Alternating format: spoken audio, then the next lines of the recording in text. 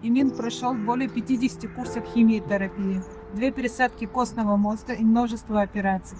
Последний год мы проходим лечение в Санкт-Петербурге. На последнее обследование показали прогрессирование заболевания у нашего ребенка. Врачи оформляют нашему ребенку паллиатив и прогнозируют даже 2 месяца жизни нашему сыну. После стольких лет борьбы мы не согласны сдаться и дать умереть нашему ребенку.